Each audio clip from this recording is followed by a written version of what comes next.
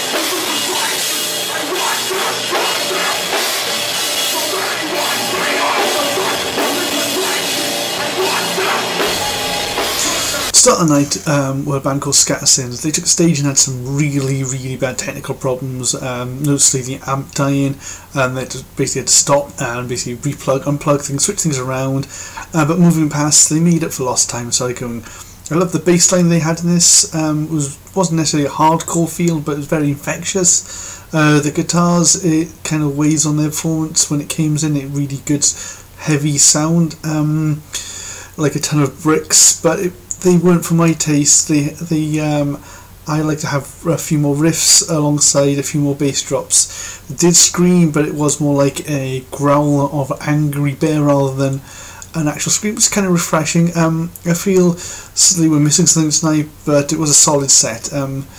They did make a Schoolboy error. We're not saying the name of the band once during their set performance, and they got the crowd fired up though, ready for mosh pits with only 2 guys in the mosh pit. By the way, if you're going to go to a mosh pit, if you've never been one for a hardcore mosh pit, it's definitely not one for you. There's a lot of flailing of arms, and you definitely leave hardcore mosh pit with bruises. The next band up tonight were a band called As Daylight Fades. They're a hard-hitting metalcore band. Their singing was brimful of energy, which is really evidenced in the way he dismantled the barrier and forced his way into the crowd. He can scream and sing, but my god, he's a full-on energetic screamer. You would have said you heard this band like 1,000 times over the years I've been travelling. If it wasn't for the almost punk pop undertone of the guitars, I would have been very turned off by this band. The drumming was what I expected. It was heavy beat. The vocals coming from the drummer could have been a lead singer in a band. He was really that good. This band showcased that the life in metalcore. So if you're a fan of this genre, they're definitely a band you want to see. For me, I'm not a huge fan of this genre, so it's not kind of my taste.